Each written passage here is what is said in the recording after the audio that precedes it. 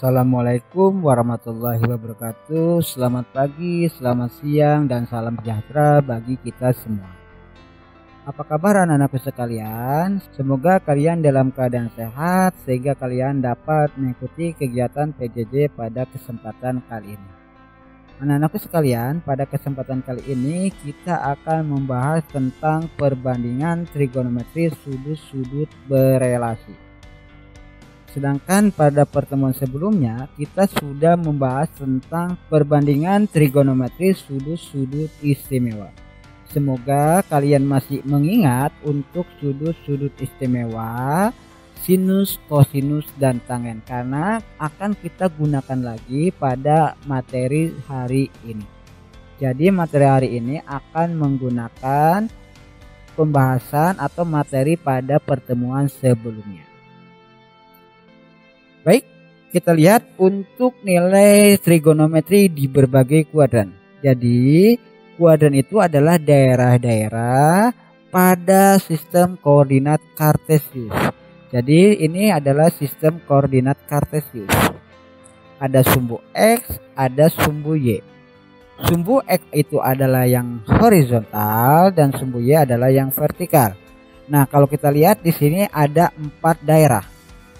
Daerah yang pertama adalah X positif dan Y positif atau daerah yang ini. Ini namanya daerah pertama. Daerah ini dinamakan dengan kuadran. Berarti ini namanya kuadran pertama. Kemudian yang ini adalah daerah kedua atau kuadran kedua. Nilainya adalah X negatif dan Y positif. Ini merupakan kuadran ketiga atau daerah ketiga. Nilainya adalah X negatif dan Y negatif. Dan yang terakhir adalah kuadran keempat atau daerah keempat. Nilainya adalah X positif dan Y negatif. Jadi ini namanya kuadran. Kuadran 1, kuadran 2, kuadran 3, kuadran 4. Nah, kalau dilihat dari sudut untuk kuadran 1 ini, sudutnya adalah antara 0 dengan 90 derajat. Ini kan siku-siku, berarti sudutnya 90 derajat. Jadi antara 0 dengan 90 derajat ini namanya kuadran pertama atau letaknya di kuadran pertama. Kalau menggunakan V, kuadran pertama itu antara 0 dengan V/2. Itu kuadran pertama. Kuadran kedua itu antara 90 derajat dengan 180 derajat. Ini 90, ini 180. Berarti antara 90 derajat dengan 180 itu adanya di kuadran kedua. Atau kalau menggunakan V radian itu letaknya antara V/2 dengan V. Kemudian untuk kuadran 3 ini adalah antara 180 dengan 270. Atau kalau dengan menggunakan V letaknya antara V dengan 3/2 V. Dan yang terakhir kuadran 4 ini letaknya antara 270 derajat dan 360 derajat. Atau antara 3/2 V dengan 2 V. Jadi ini adalah daerah atau kuadran 1, 2, 3, dan 4. Kita lihat untuk kuadran pertama. Kuadran pertama ini nilai X-nya positif, Y-nya positif. Berarti untuk nilai sinus adalah depan dibagi dengan miring. Dan miringnya kita simbolkan dengan R. Berarti sinus itu adalah Y/R. Kosinus itu adalah samping per miring. Sampingnya adalah X, berarti miringnya adalah R, berarti X/R. Dan tangen adalah depan per samping. Depannya Y dan sampingnya adalah X, berarti tangen alfa itu adalah Y/X. Kalau kita lihat ketiganya ini sinus, kosinus, dan tangen semuanya bernilai positif. Jadi untuk ketiga trigonometri ini kuadran pertama semuanya bernilai positif. Dan sudut berelasinya adalah cos 90 derajat dikurang alfa ini sama aja dengan sinus alfa. Sinus 90 derajat dikurang alfa ini sama dengan kosinus alfa. Dan tangen 90 derajat dikurang alfa ini sama dengan kotangen alfa. Jadi kalau kosinus 60 derajat ini sama aja dengan sinus 30. Ya, karena 60 ini kan 90 dikurang 30. Berarti kan 90 dikurang 30. Berarti nanti sinusnya adalah sinus 30. Jadi seperti ini. Ini namanya sudut berelasi. Itu di kuadran pertama. Kita lihat di kuadran kedua. Untuk kuadran kedua, nilai X-nya adalah negatif dan nilai Y-nya adalah positif. Sehingga diperoleh untuk sinus adalah Y per R dan kosinus adalah min X per R. Karena di sini min, di sini plus, jadi min dibagi plus adalah min baru X per R. Jadi hasilnya adalah min X per R. Kalau kita lihat nilai cos ini bernilai negatif. Kemudian untuk tangen alfa adalah Y per min X. Positif bagi negatif adalah negatif Y per X. Dan untuk tangen ini juga bernilai negatif. Jadi dapat kita simpulkan untuk kuadran kedua, sinus ini bernilai positif, kosinus dan tangen bernilai negatif. Ingat, ini harus kalian pahami. Untuk kuadran pertama semuanya positif.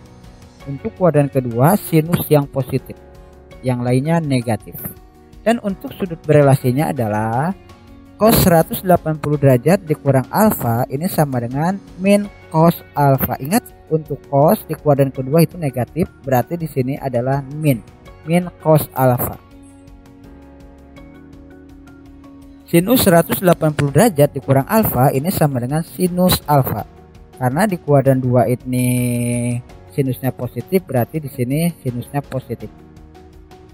Kemudian untuk yang terakhir, tangen 180 derajat dikurang alfa ini sama dengan negatif tangen alfa.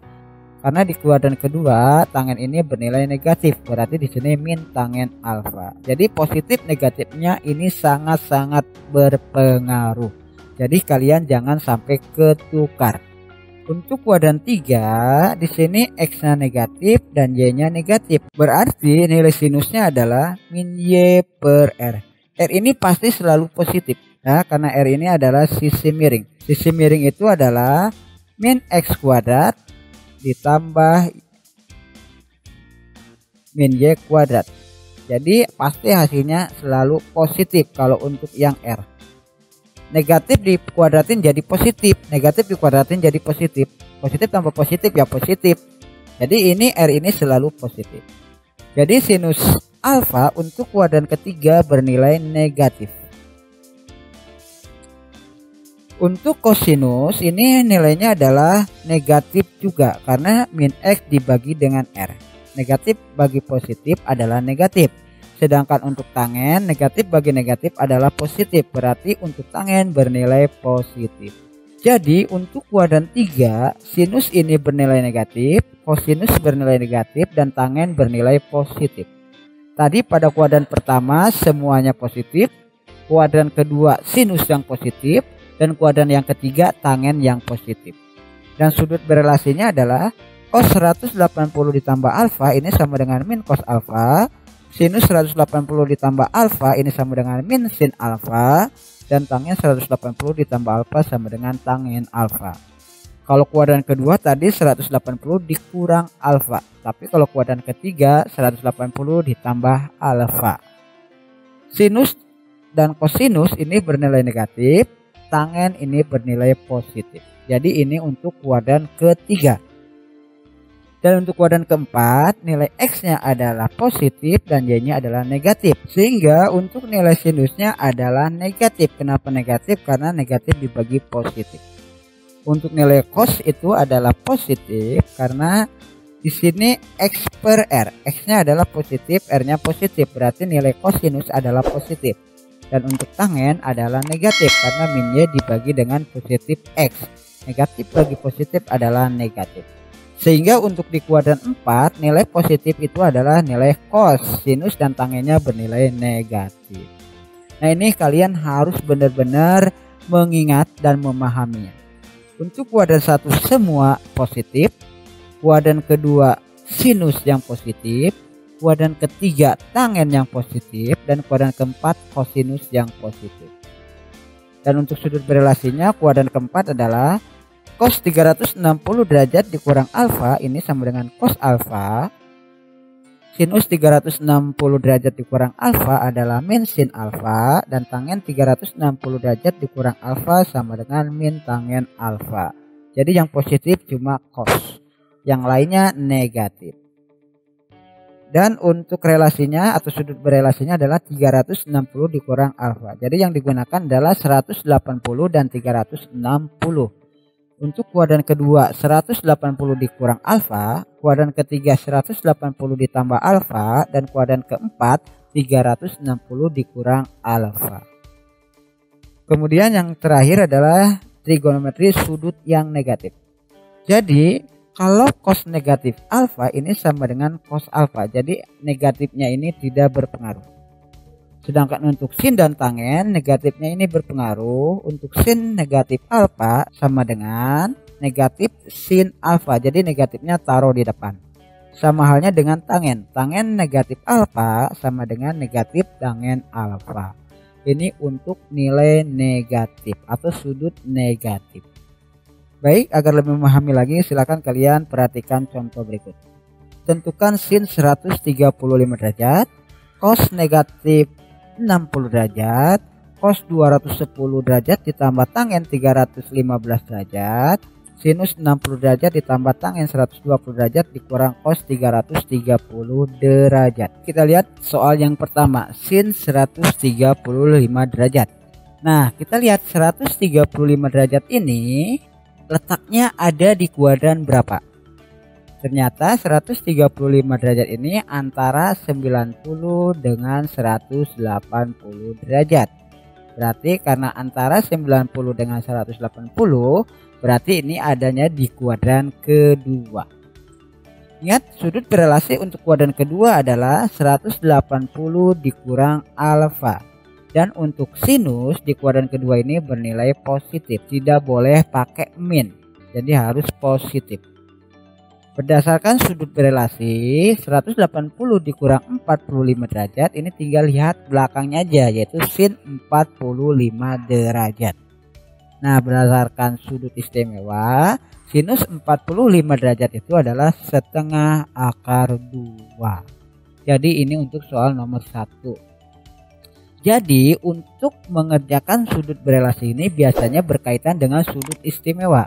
Jadi kalian harus hafal nilai dari sudut-sudut istimewa tersebut yang sudah kita bahas pada pertemuan minggu yang lalu. Baik, kita lihat untuk yang kedua, cos negatif 60 derajat. Nah, berdasarkan konsep negatif sudut yang tadi kita bahas, untuk cos ini negatif, untuk sudutnya tidak berpengaruh sehingga diperoleh cos 60 derajat. Beda halnya kalau ditanyakannya sin dan tangen. Berarti untuk sin dan tangen kalau ada yang negatif sudutnya, negatifnya bisa taruh di depan nilai trigonometrinya. Untuk nomor 2, cos min 60 derajat sama dengan cos 60 derajat. Cos 60 derajat ini berdasarkan tabel sudut istimewa adalah 1/2. Jadi nilai dari cos negatif 60 derajat adalah 1/2. Untuk nomor 3, cos 210 derajat ditambah tangen 315 derajat. Nah, 210 ini letaknya ada di kuadran ketiga. Karena 210 ini antara 180 dengan 270. Jadi adanya di kuadran ketiga. Kemudian 315 ini letaknya ada di kuadran keempat. Karena 315 ini letaknya berada antara 270 dengan 360 derajat. Jadi langkah pertama kamu tentukan dulu ada di kuadran yang mana. Kalau kita sudah menentukan letaknya di kuadran berapa, baru kita bisa menggunakan aturan atau sudut berelasinya. Untuk kuadran ketiga, sudut berelasinya adalah 180 ditambah alfa. Nah, 180 derajat ditambah berapa derajat biar jadi 210 derajat. Ternyata ditambah dengan 30 derajat. Jadi 210 derajat ini diperoleh dari 180 derajat ditambah 30 derajat. Ingat kalau kuadran ketiga 180 ditambah. Kuadran keempat itu 360 dikurang. Berarti 315 ini adalah 360 derajat dikurang 45 derajat. Ini namanya sudut yang berelasi. Dari sini tinggal lihat aja ujung-ujungnya. Tapi harus diingat negatif dan positifnya. Untuk kuadran ketiga, cos ini bernilai negatif. Berarti nantinya adalah min cos 30 derajat. Jadi 30 ini dari sini. Ditambah untuk kuadran keempat, tangen ini juga bernilai negatif. Berarti negatif tangen 45 derajat. Ingat, kuadran ketiga ini yang positif adalah tangen. Kuadran keempat yang positif adalah cos. Berarti yang lainnya negatif. 30 derajat. Untuk cos ini bernilai 1/2 akar 3. Karena di sini yang negatif berarti negatif 1/2 akar 3. Di sini negatif berarti positif kali negatif, hasilnya adalah negatif tangen 45. Tangen 45 derajat adalah 1. Jadi hasilnya adalah negatif 1/2 akar 3 dikurang 1. Ini untuk soal nomor 3. Kita lihat soal nomor 4. Sin 60 derajat ditambah tangen 120 derajat dikurang cos 330 derajat. Kita lihat 60 kuadrat ini ada di kuadran 1. 120 derajat ini ada di kuadran 2 dan 330 derajat ini ada di kuadran 4. Berarti kita lihat sudut yang berelasinya. Untuk kuadran 1 sin 60 ini tetap, kita nggak usah ubah-ubah lagi. Kemudian untuk kuadran kedua adalah 180 dikurang alfa, berarti 180 dikurang 60 biar jadi hasilnya 120. Berarti 120 ini adalah 180 dikurang 60 derajat. Untuk yang cos 330 karena di kuadran 4 berarti ini 360 dikurang alfa. 330 derajat ini merupakan 360 derajat dikurang 30 derajat. Nah, kita lihat sudut yang berelasinya. Di kuadran kedua nilai tangen ini bernilai negatif. Dan di kuadran keempat nilai kosinus ini bernilai positif. Min ini bukan dari nilai cos, tapi ini dari operasi awal, dari soal. Ya. Jadi cosnya tetap positif. Sin 60 derajat adalah 1/2 akar 3. Tangen 60 derajat adalah akar 3 karena di sini positif ketemu negatif atau negatif kali positif adalah negatif. Dan cos 30 derajat adalah 1/2 akar 3. Karena operasinya dikurang berarti ini dikurang. Jadi hasilnya adalah 1/2 akar 3 dikurang akar 3 dikurang 1/2 akar 3. 1/2 akar 3 dikurang 1/2 akar 3. Ini jadi habis. Jadi 0. 0 dikurang akar 3. Berarti jawabannya adalah negatif akar 3. Jadi ini salah satu contoh untuk sudut-sudut yang berelasi. Baik, itu aja yang dapat Bapak sampaikan pada kegiatan PJJ kali ini. Semoga pembahasannya kalian dapat pahami. Namun jika kalian masih bingung, silahkan kalian bertanya melalui WA atau Google Classroom. Untuk selanjutnya silahkan kalian kerjakan soal berikut. Kalian kerjakan di buku kalian, kemudian kalian foto dan upload di Google Form yang linknya sudah Bapak sediakan di Google Classroom. Tetap di rumah, tetap jaga kesehatan. Bapak akhiri, wassalamualaikum warahmatullahi wabarakatuh.